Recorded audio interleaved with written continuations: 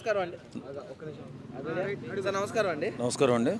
అదే ఇవాళ ఒక ఇన్సిడెంట్ జరిగింది సిద్దిపేట జిల్లాలో. ఒక 30 సంవత్సరాల ఉన్న యువకుడు ఒక బస్ డ్రైవర్ని ముసలాన్ని సైడ్ ఇవ్వలేదని కొట్టాడు. అది కూడా వన్ వే రూట్లో. అది మీరు ఎంతవరకు రైట్ అంటారు అసలు? వాడికి పోయే కాలం వచ్చినట్టుంది. వాస్తవంగా డ్యూటీలో ఉన్న డ్రైవర్ని కానీ ఎవరినైనా కూడా కొట్టడం చాలా తప్పు. ఒక గవర్నమెంట్ డ్యూటీలో ఉన్నటువంటి వ్యక్తి, ప్రజాసేవలో ఉన్నటువంటి వ్యక్తిని కొట్టడం మాత్రం అది చాలా దుర్మార్గం. ఎందుకంటే అది నేరం కూడా. అది తెలివి తక్కువతనంతో చాలామంది మనోళ్ళు ఏం చేస్తారంటే డ్యూటీలో ఉన్నటువంటి వ్యక్తుల మీద చేసుకోవడం ఎంత నేరమో ఒకసారి జైలు శిక్ష అనుభవిస్తే కానీ తెలియదు. ఆడికి తెలిసిపోద్ది త్వరలో. ఎందుకంటే ఒక ఆర్టీసీ డ్రైవర్ ఆయన్ని మరి ఇష్టానురీతిగా తన్నేడు కాలుతోటి అది చూడడం చాలా బాధ అనిపించింది. ఎందుకంటే వయసు కన్నా గౌరవం ఇవ్వాలి కాబట్టి వాడికి ఖచ్చితంగా 100కి 100% శిక్ష పడుతుంది. బెయిల్ రావడం కూడా 40 రోజుల లోపు బెయిల్ రాదు సెక్షన్ ప్రకారం చూసుకుంటే. ఎందుకంటే డ్యూటీలో ఉన్న డ్రైవర్ని కొట్టకూడదు. ఇప్పుడు అక్కడ ఇప్పుడు ఇష్టానుసారంగా బండి దోలరు మన గవర్నమెంట్ డ్రైవర్స్. ఎలా అంటే రూల్ ప్రకారం వెళ్ళిపోతూ ఉంటారు. వీడు కొంచెం డిలే అయిన చేత వీడేదో చేసుకున్నాడు కొట్టాడని చెప్పి అంటున్నారు. చూసాం కూడా దాన్ని. ఖచ్చితంగా పెద్ద నేరం అది. అలాంటి పనులు చేయకూడదు. ఒక గవర్నమెంట్ ఎంప్లాయీని అలా కొట్టొచ్చు మామూలుగా పబ్లిక్ గవర్నమెంట్ ఎంప్లాయీని మీద చేసుకోవడం నేరం అండి వాస్తవంగా చెప్పాలంటే. ఎందుకంటే డ్యూటీలో ఉన్నప్పుడు, డ్యూటీ లేనప్పుడు వాళ్ళకి మధ్య ఏదైనా గొడవలు ఉంటే మనస్పర్ధలు ఉంటే అది వేరే విధంగా, కానీ డ్యూటీలో ఉండగా మాత్రం చేసుకోవడం పెద్ద నేరం. కాబట్టి ఎవరో కూడా నేనేమంటానంటే ఇది ఫస్ట్ టైం వాడు తెలివి తక్కువతనంతో చేశాడు. చాలా పెద్ద నేరం అది.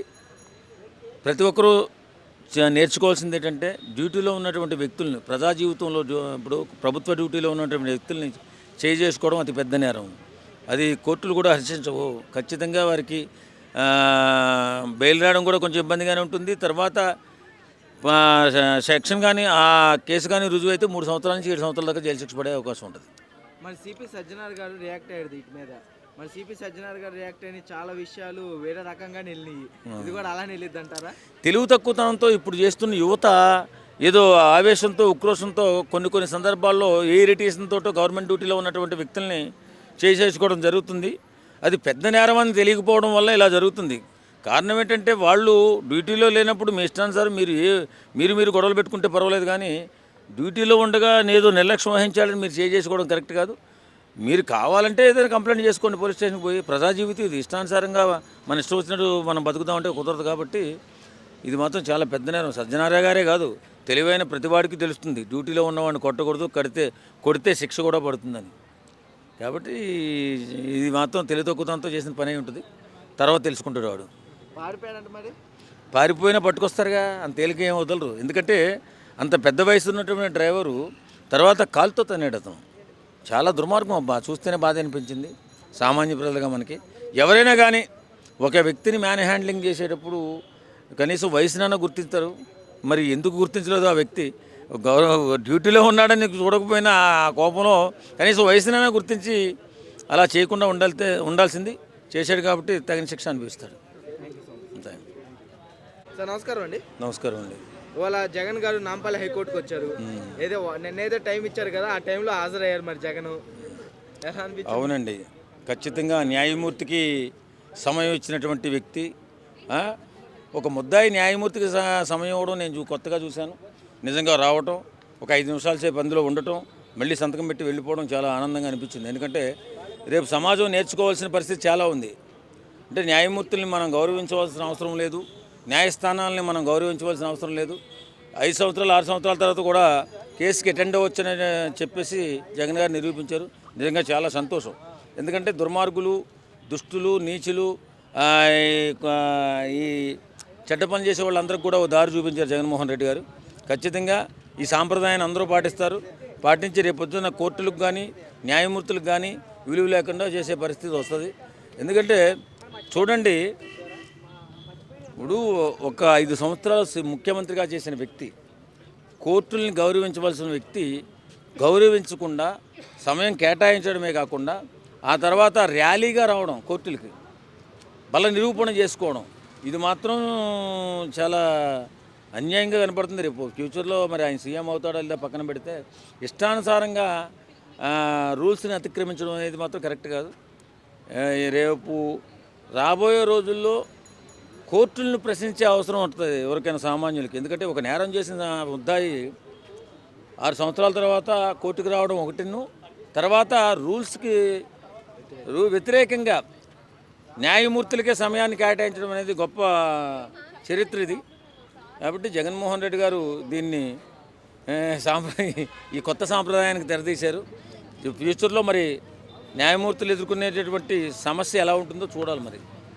మరి జగన్ గారు టైం ఇవ్వడానికి కారణం ఏంటంటే, మాకు జన అభిమానాలు ఎక్కువ, ప్రజల్లో నేను బయటకు వస్తే కనుక ఏయో అయిపోద్ది అన్నారు. మరి అలా అనిపించింది వాళ్ళు మీకు కొట్టుకొచ్చినప్పుడు? ఏం ఉండదండి, నేరస్తుడు ఎప్పుడైనా నేరస్తుడే, రూల్స్ ప్రకారం హాజరవ్వాల్సిందే.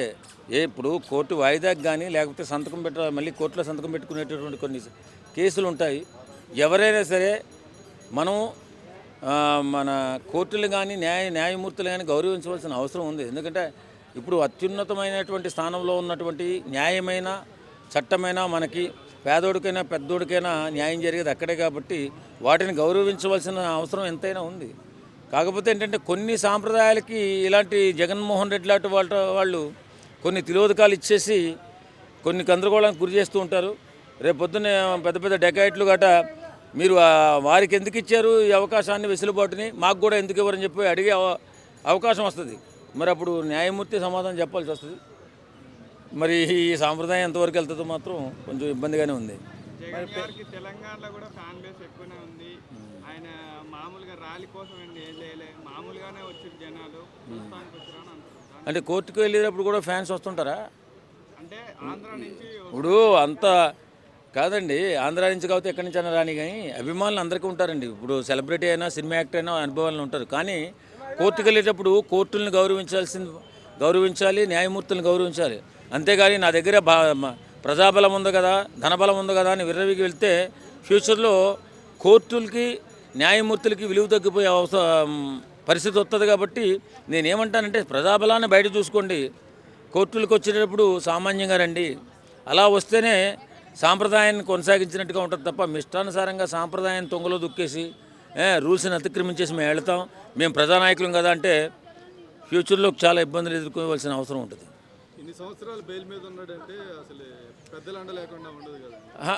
బెయిల్ మీద ఉండడం కాదండి, ఒక రాష్ట్ర ముఖ్యమంత్రిగా, ఒక ప్రజానాయకుడిగా ఆయనకున్నటువంటి ఇబ్బందుల వల్ల, ఎందుకంటే ఒక ముఖ్యమంత్రి కేసుకు హాజరైనట్లయితే చాలా సరంజామా రావాల్సి వస్తుంది, చాలా ఖర్చుతో కూడుకున్న ప్రతి ఎంత ఖర్చు అయితే ఉందో అది ప్రభుత్వం మీద భారం పడుతుంది కదా. కాబట్టి కోర్టులు కొన్ని వెసులుబాటు కల్పిస్తాయి. మీరు రానవలసిన అవసరం లేదు, లాయర్ వస్తే సరిపోతుంది మీ తరపున పిటిషన్ వేయడానికని, అది బాగానే ఉంది. కానీ అధికారం కోల్పోయిన తర్వాత కూడా వీళ్ళు అదే పందాలో కొనసాగితే రేపొద్దున ఫ్యూచర్లో న్యాయస్థానాలు ఇబ్బందులు ఎదుర్కొనే అవకాశం ఉంటుంది. కాబట్టి కొంచెం జాగ్రత్తగా ఉంటే బాగుంటుందని నేను అనుకుంటున్నాను. Thank you.